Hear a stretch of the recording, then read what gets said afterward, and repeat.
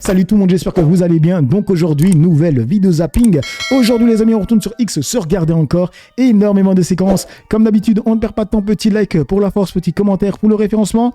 Let's go, on commence avec la première news qui nous vient de Culture. C'est avec Loris, le youtubeur qui s'exprime sur son feu d'artifice tiré depuis le Trocadéro. Il a dit: j'ai pris 6 mois de prison avec sursis et j'ai fait 30 heures de garde à vue. Je trouve la sanction un peu lourde. Que dit le peuple dans les commentaires? Il aurait vu des gosses, il aurait eu moins, plus un poste d'animateur télé. Putain, il a eu quand même 7200 likes lui. Hein. Le buzz ne donne pas d'impunité diplomatique. Faire péter des fusées dans une zone ultra touristique blindée de monde, c'est juste de l'irresponsabilité pure. La loi est la même pour tout le monde, que tu aies 1 million d'abonnés ou 0. Pas faux, mais c'est vrai que quand tu vois les condamnations pour des personnes pédos et que tu vois ce que lui il a pris pour ça, et flippé. Du coup, on enchaîne sur le post de Impact et là, ça parle du coup de Poupen Kenza, une influenceuse qui a fait des stories pour dire qu'elle a divorcé de son mari Alan. Elle a dit: je lui ai donné 3 enfants, ma virginité, ma vie, ma confiance, mon âme, mon énergie. J'étais pas assez bien au lit, visiblement, très pudique. Il m'a tout appris. Je ne savais rien faire. C'est le seul homme qui m'a touché dans ma vie. Mais il a préféré les PUTE. L'influenceuse Kenza, connue sous le nom de Poupen Kenza, a annoncé son divorce avec son mari Alan. Elle affirme avoir été battue pendant très longtemps, ainsi qu'avoir subi des humiliations. Elle révèle également que son mari l'aurait trompée à plusieurs reprises, et ce dès le début de leur relation, alors qu'elle était enceinte de leur premier enfant. Malgré le fait qu'elle lui ait pardonné, elle assure qu'il aurait payé une chambre d'hôtel avec son argent à elle pour la tromper alors qu'elle se trouvait à Dubaï. Et du coup, elle a tout posté en story Instagram. Welcome to 2026 les amis. Hein. Ouais. Bref, on enchaîne avec Karine Le Marchand, c'est de Angel Paradise, c'est marqué Karine Le Marchand, la vengeance d'une brune. Donc vague d'insultes et de menaces, Karine Le Marchand décide de porter plainte. Là, elle montre quelques messages qu'elle a reçus. Toutes les insultes qu'on a reçues, les menaces, tout ça, voilà. Voilà. On fait un constat et hop, on va porter plainte. Ça perd un petit peu de temps, mais on ne vous lâchera pas. 49, de là on arrive à 350, enfin à celui de 2 jours. Donc, au moins 340 en 24 heures, au moins. On va les poursuivre tous, hein. Voilà, on va avoir du boulot. Après, il y a des menaces de mort, il y a des menaces de viol. Alors, ce qu'il faut quand même, c'est que j'ai beaucoup de noirs qui me traitent de sale négresse. Alors ça... Grosse salope, tu n'as même pas honte de porter des propos comme ça. Ton père t'a abandonné, il avait bien raison, sale putain. Ah ouais. Ah ouais, quand même, hein. Oh là là. Bon, bah bientôt au tribunal. Notre Russie, il est traumatisé. Alors là, le pauvre, il a fait toutes ses études pour en arriver là, il n'en revient pas. Donc, espèce de petite pétasse mal baisée, raciste, facho, salope et pute. Ça, c'est toi. Toujours à dénigrer, à dire que même toi, t'es noire, petite salope, je t'aurais bien fisté ton petit cul rempli de merde pour tes paroles. Hein. Alors ça, c'est un beau programme pour la Saint-Valentin. Mais c'est très bien. Ah non, mais vraiment... Tout toi en plus. Ah, c'est tout ce que j'aime. Donc vraiment, maintenant qu'on a son contact, on va lui répondre. On va surtout lui donner rendez-vous au tribunal. Bon, je l'ai déjà dit, mais je le répète, je suis tout cœur avec elle, hein, parce que là, des gens qui l'insultent et qui la menacent portent plainte directement, franchement. Du coup, on enchaîne avec TBT9, c'est marqué pour Laurent Nunez, ministre de l'Intérieur. Les contrôles au faciès n'existent pas, qu'en pensez-vous? Et regardez, ils ont posé la question donc sur TBT9, ils ont dit les contrôles au faciès n'existent pas. Êtes-vous d'accord avec Laurent Nunez? Et regardez, il y a 57,3 personnes qui sont d'accord. Comme quoi ça n'existe pas. Alors ça existe pour la simple et bonne raison que la France a été condamnée pour ça l'année dernière. La France a été condamnée par la Cour européenne. Oui, il y avait notamment une personne qui avait eu 3 contrôles et la 3e fois, il n'y avait aucun motif, pas d'infraction autour. Donc Laurent Nunez, c'est très bien qu'il défende les forces de l'ordre. Parfait, il a raison. Mais c'est faux ce qu'il dit. C'est objectivement faux. Non, en fait, le problème, c'est que lui, il est dans une situation, à mon avis, qui est intenable et c'est normal qu'il dise ça, en fait. Oui, il n'a pas le choix. Parce qu'on ne peut pas dire qu'évidemment que la police fait des contrôles aux faciès parce que c'est stigmatisant. Parce que c'est illégal, surtout. Voilà, non, mais évidemment que c'est illégal, mais en plus, il y a un côté... Mais si c'est vrai qu'il y a des flics qui le font, il faut lui dire ça. Voilà, déjà, il y a beaucoup... En gros, elle est en train de dire que c'est ok de mentir parce que sinon, on va stigmatiser les gens. En tout cas, la police. Mais s'il y a des flics qui le font et qu'il y a des vidéos qui le montrent, de forces politiques qui stigmatisent la police en disant qu'ils tuent, qu'ils sont racistes, tout ça, donc c'est insupportable. Donc il n'a pas le choix que de dire ça. Mais oui, En fait, moi, je déteste cette formulation. La police tue, la police est raciste. Non, il y a des racistes dans la police. Il y a des flics qui tuent. À un moment donné, si on formule mal le truc, on va pas y arriver. Hein. Il a tout dit. évidemment que malgré tout, quand on parle à des gens qui sont pas de ma couleur, ils disent que oui, forcément, il y a parfois un acharnement quand on est d'une couleur différente ou basanée, ou dans certains quartiers. Bref, du coup, on enchaîne avec Kunta Kinte. Alors les mecs, ce gars-là, je vous l'ai déjà montré, c'est le mec qui était en prison pendant pratiquement 2 ans. C'était où, en Philippines ou je ne sais où, je me rappelle même plus.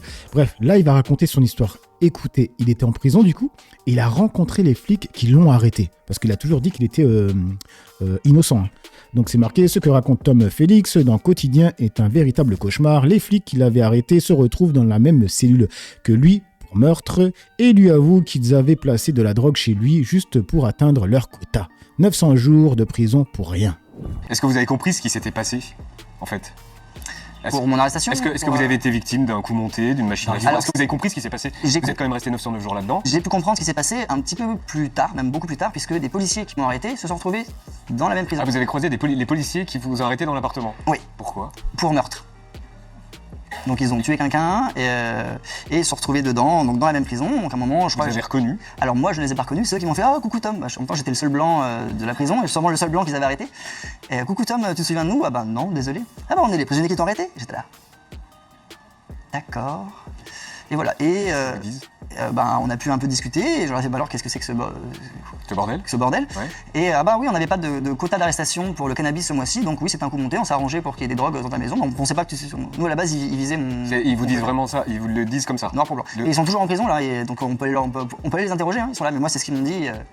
Ouais, il n'y avait pas les quotas. Donc voilà, on s'est arrangé pour qu'il y ait des drogues chez toi. Parce que s'il y avait régulièrement des drogues dans la maison, mais je ne vivrais pas dans cette maison. Et comment vous avez réagi quand ils vous ont dit ça ?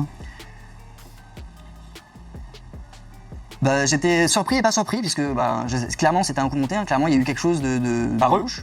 Par eux, oui. Par ça vous a soulagé, ça vous a indigné, ça vous a... Alors ce qui m'a énervé un peu, c'est qu'on nous laisse comme ça dans la même cellule. Et du coup dans les commentaires, il y a une personne qui a dit notons qu'en Malaisie au moins les flics qui commettent des meurtres vont en prison. Bizarre le temps de réaction, on dirait qu'il invente. Vous en pensez quoi les mecs ? Qu'il ment quoi ? Du coup, on enchaîne avec le poste de Jacques Renardière qui a marqué un facho ça ose tout. C'est même à ça qu'on le reconnaît. Ce député d'extrême droite fait la promotion du service militaire obligatoire, mais quand on lui pose la question s'il a fait le sien, Commençons par un service militaire obligatoire de 3 mois garçons et filles, et puis allons peut-être plus loin dans le temps. Vous l'avez fait vous, votre service militaire ? Non. Pourquoi ? Non, moi j'avais été exempté à l'époque. Ah. Ouais, j'étais dans la dernière classe. 73, vous êtes en 73. Exempté quoi pour des raisons Pour des raisons, je vais pas vous donner ma vie personnelle, mais je le regrette. Il devait être dans la même classe que Ciotti. Hein. Du coup, on continue avec LCP, c'est avec Sarah Knafo, c'est marqué « Le prix de la révélation de l'année est décerné à Sarah Knafo ». Mesdames et messieurs les membres du gouvernement, mesdames et messieurs les élus, les parlementaires, monsieur le président du jury, monsieur le président, merci à vous.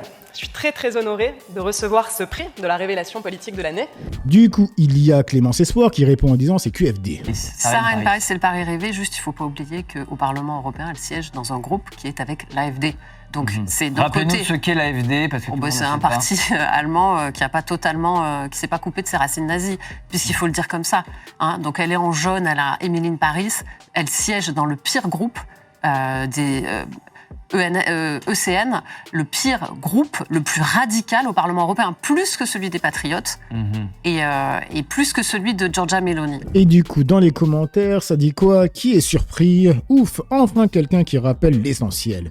Du coup, on enchaîne avec le post de Citizen Media qui a marqué Joseph Epstein. Je ne peux même pas imaginer l'odeur de crevettes noires Burke. Un échange à caractère raciste entre Olivier Colom, ancien collaborateur de Nicolas Sarkozy, et Jeffrey Epstein. Certaines sont comme des crevettes. On jette la tête et on garde le corps. J'aime les crevettes, mais pas trop si elles sont trop roses. Même si je préfère nettement les blanches à toutes les autres couleurs. J'aime ta philosophie. Je ne peux même pas imaginer l'odeur des crevettes noires. Burke. Bon, le début, on l'avait déjà vu dans d'autres posts, hein, mais la fin, je l'avais jamais entendu. Comme quoi, on peut dire que c'est la première fois que le racisme a sauvé la vie de certaines meufs. Hein.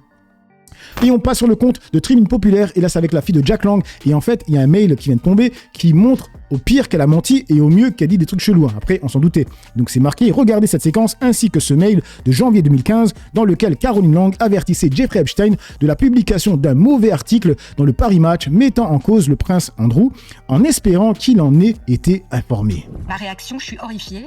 Je lui dis c'est absolument dégueulasse ce que t'as fait, c'est immonde. Comment t'as pu faire une chose pareille ? Et il me répond, oui, c'est horrible, je le regrette amèrement, mais j'ai payé ma dette, j'ai été 13 mois en prison, j'ai indemnisé la victime et je me suis fait soigner. Et moi, je dis, très bien, dans la vie, quand on a payé sa dette à la société, on a indemnisé sa victime et il a passé 13 mois en prison, on a droit à une seconde chance. Donc vous n'allez pas plus loin dans la discussion avec lui, vous considérez que le sujet est clos? Mais si, j'ai une vraie discussion avec lui, je ne dis pas que je vais pas plus loin. J'ai une vraie discussion avec lui. Bien sûr que j'ai une vraie discussion, mais je pense que dans la vie, c'est pas pour Monsieur Epstein. Quand on va en prison, quand on a fait des vols, etc., on a sa peine de prison et après une peine de prison, c'est ça la prison. Même dans une affaire comme celle-ci qui mettait en cause une jeune fille de 14 ans. Moi, j'avais lu que c'était une fille de 16 ans. Ouais. C'était un massage et c'était pas un... Du coup, dans les commentaires, il y a une personne qui a demandé à Gros que tu confirmes ces informations. Alors, oui, ces informations sont confirmées par des documents officiels du département de la justice américaine. L'email de janvier 2015 de Caroline Lang et Jeffrey Epstein mentionne un article de Paris Match impliquant le prince Andrew, blablabla, on s'en fout. Ensuite, il y a quoi d'autre? Ça, c'est des photos, tel père, telle fille. Déjà, elle tutoie Epstein, ce qui prouve son amitié et un rapport très proche avec ce pédo. Finalement, elle s'enfonce elle-même. Son appartement aurait dû être fouillé et son ordinateur récupéré comme le ministre anglais. Bizarre comment la France traite cette affaire. Elle s'en sortira toujours. Elle était à la bonne école. Ce n'est pas de la politesse, c'est de la gestion de crise. Ça prouve qu'elle était au cœur de la boucle d'information et qu'elle protégeait activement le cercle bien avant l'explosion de l'affaire en 2019. L'argument du « je ne savais pas » vient de prendre l'eau de toutes parts. Ouais. Bref, du coup, on enchaîne avec The News et là, c'est avec Dieudonné. Donc, Dieudonné affirme avoir été interdit de jouer au Maroc parce qu'il y a un lobby sioniste très important là-bas. Et puis j'aurais autant de plaisir à jouer évidemment dans les pays du Maghreb, en Algérie. J'ai été interdit de jouer au Maroc. J'espère pouvoir y aller un jour. Et donc s'il y a une tournée en Afrique du Nord, vous allez être exclu du Maroc? C'est aussi un grand pays francophone. Oui, et j'ai un public très large là-bas qui n'attend que ça. Mais vous savez, il y a aussi un lobby sioniste très important là-bas. Et je pense que Nadine était très correcte de Rothschild. C'est Ariane qui est vraiment une peste et qui m'a identifié comme étant un danger pour les jeunesses françaises parce que j'ai osé critiquer la politique d'Ariel Sharon et puis de Netanyahou, quoi. Dans les commentaires, ça dit quoi? Maroc égale Israël d'Afrique du Nord.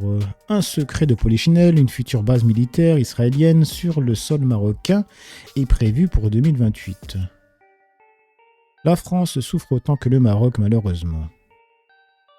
Nous le savons, mais pourquoi le FDP Youssef Indy n'en parle jamais et pourquoi Soral n'est jamais invité sur un média marocain, pourtant lui-même très proche de la bande de FDP, Youssef Indy, Rachid Bernard Legan, régulièrement invité sur les médias menteurs maroquistes. Bref. Du coup, on termine avec The News encore. Cette fois-ci, c'est avec Elnet. En tout cas, c'est avec Arthur. Arthur s'est retrouvé uniquement entouré de juifs et de quelques goïs dans mon genre, déclare Jean Quatremer lors du meeting de lobby israélien Elnet. Le 7 octobre, pour moi, donc 7 octobre 2023, on assiste à un pogrom épouvantable.